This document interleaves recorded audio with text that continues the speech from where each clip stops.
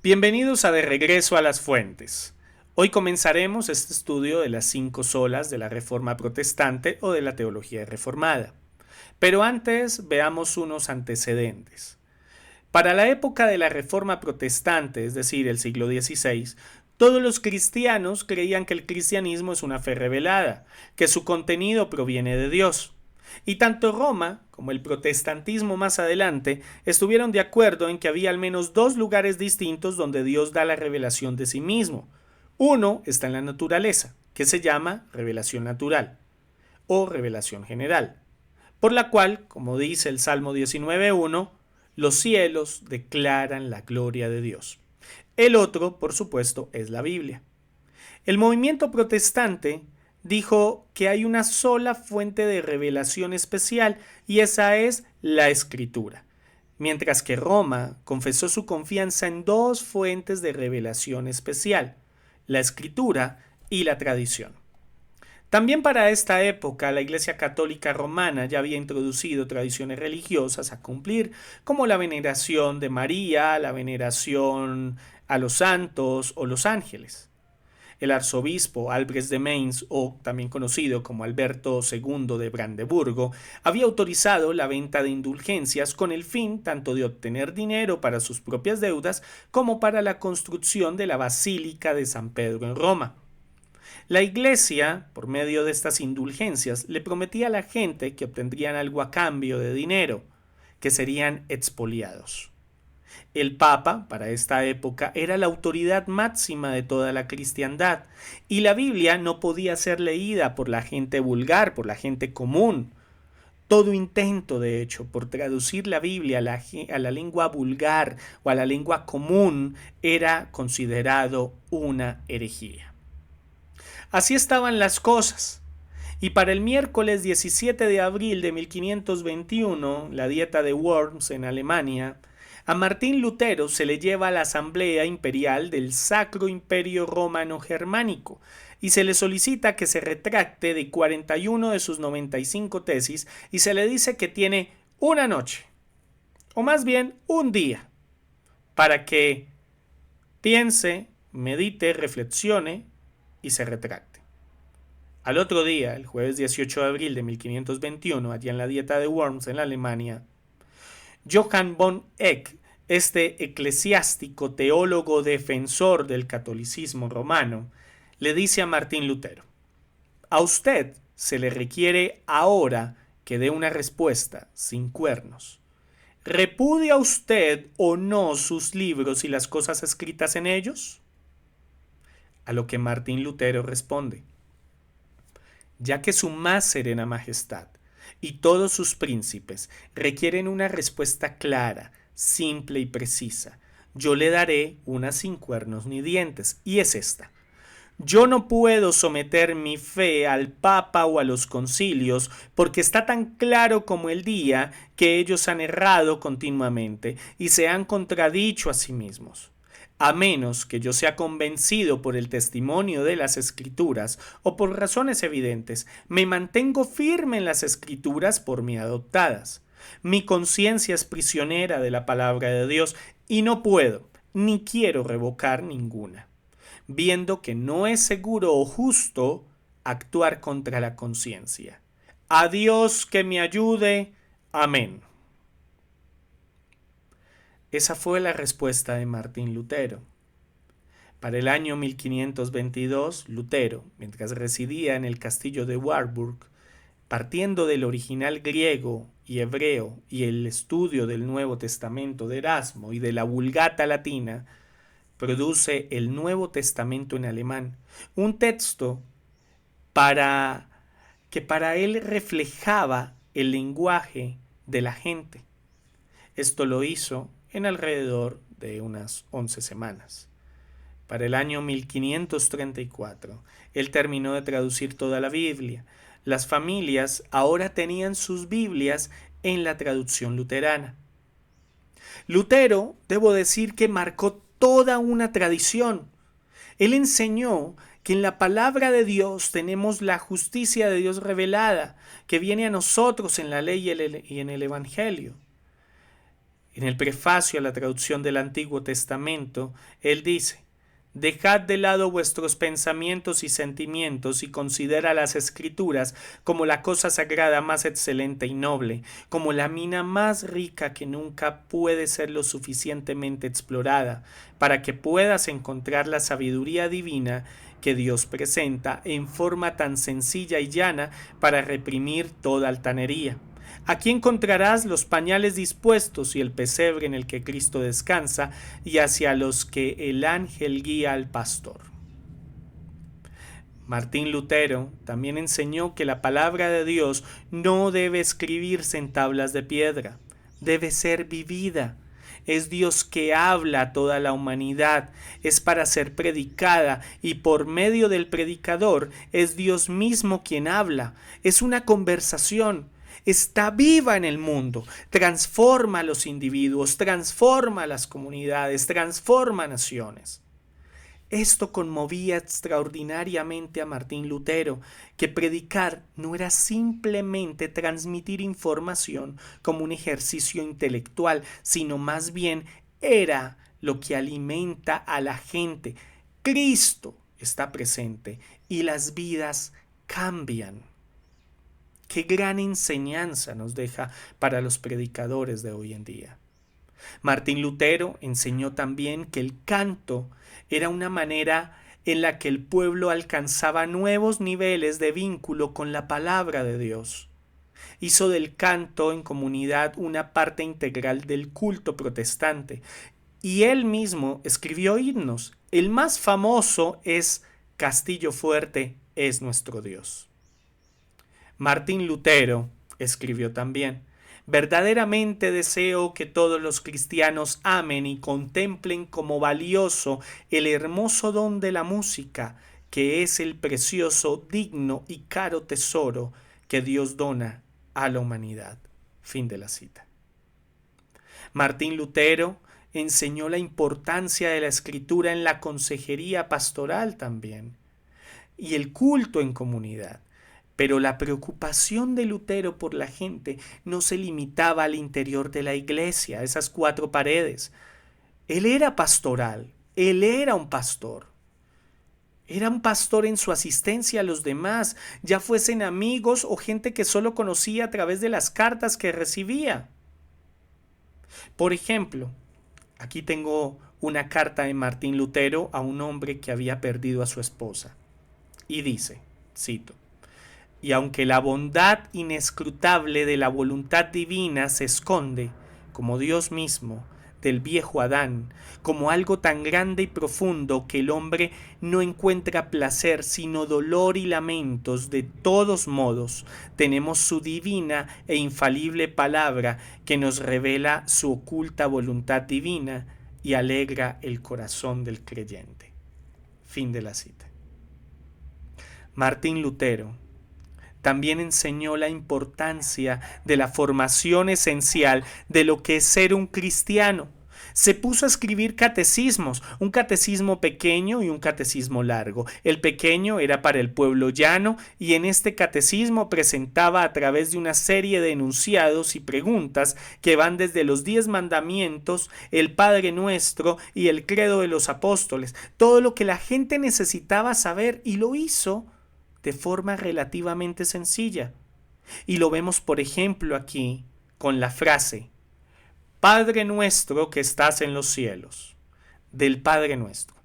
La gente debía responder aquí Dios nos alienta a creer que es en verdad nuestro Padre y nosotros somos en verdad sus hijos, de modo que podamos acercarnos a Él con valentía y confianza en la oración, como los amados hijos se acercan a su querido Padre. Estará la enseñanza, por ejemplo, del Padre Nuestro en el Catecismo creado por Martín Lutero. Estas son las enseñanzas de Martín Lutero. Este es el legado de Martín Lutero relacionado con la sola Escritura. Martín Lutero, esta reforma protestante, enseñó algo que llamamos en latín ex autoritate bible sola,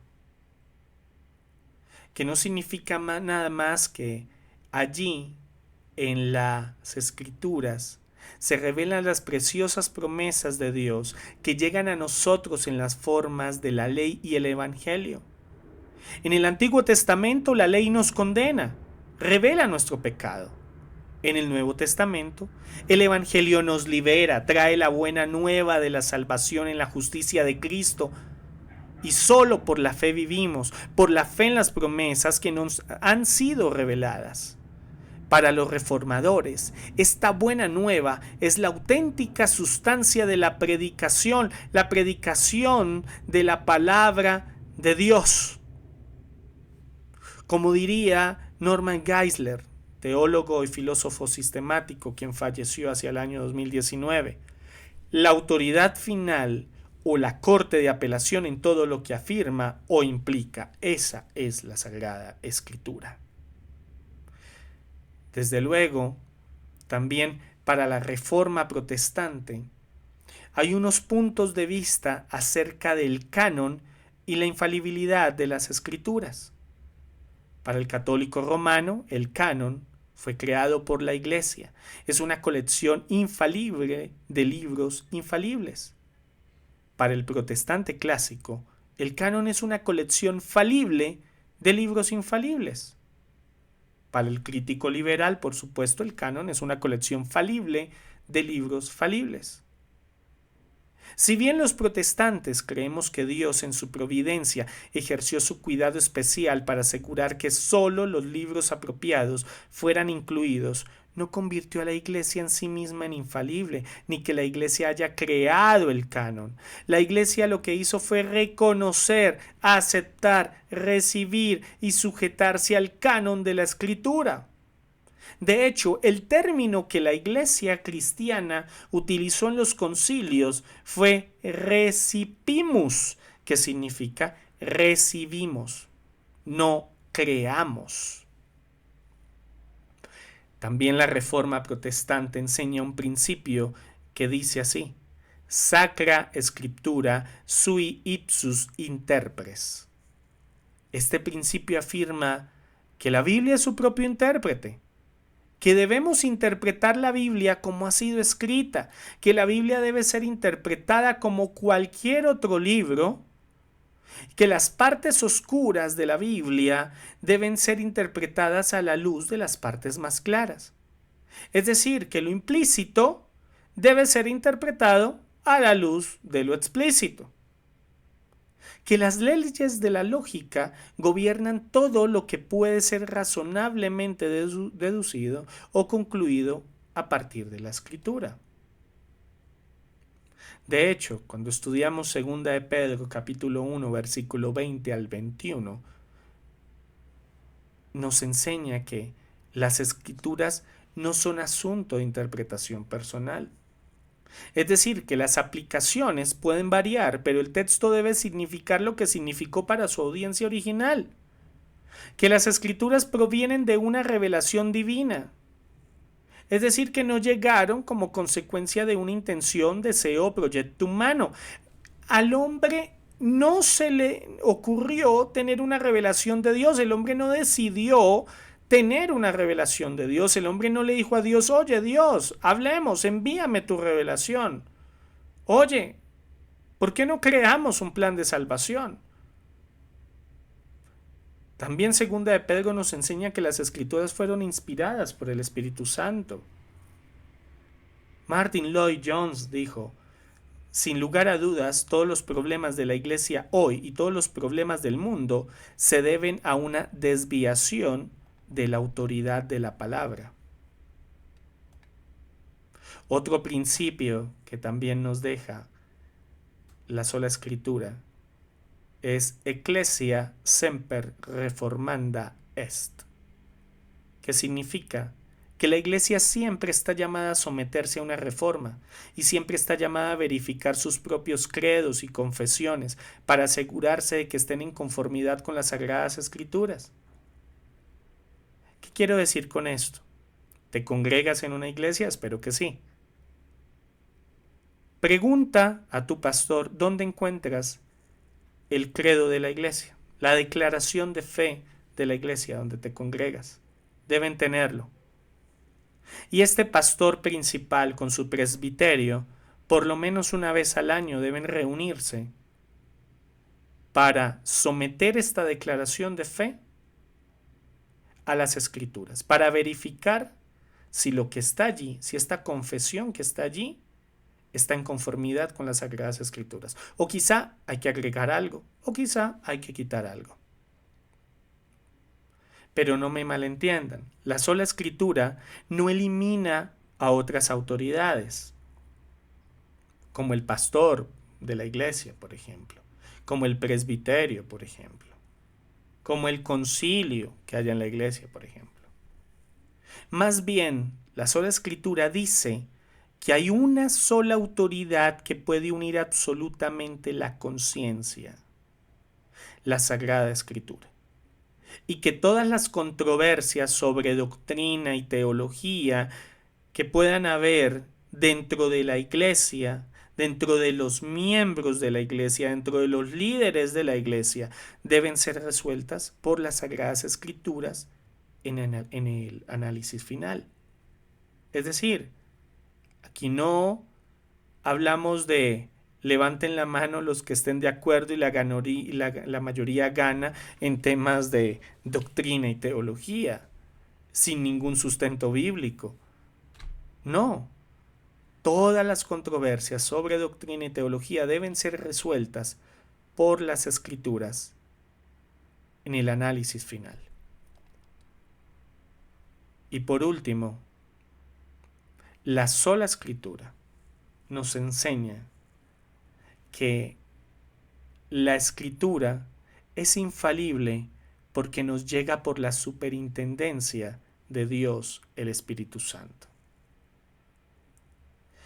Vox Dei, verbum Dei. Voz de Dios, verbo de Dios o palabra de Dios. La Biblia está inspirada en el sentido de que su autor, en última instancia, es Dios. Aunque se transmite a través de escritores humanos, desde luego, la fuente última de su verdad y su contenido proviene de Dios. Y Dios, por supuesto, es infalible. Los escritores humanos en sí mismos son falibles, pero Dios ayudó a las debilidades de nuestra humanidad, de su humanidad, de la humanidad de los autores, de esa humanidad caída, para preservar la Biblia. Entonces, aunque la Biblia nos llega en palabras humanas y por autores humanos, se considera que es de origen divino.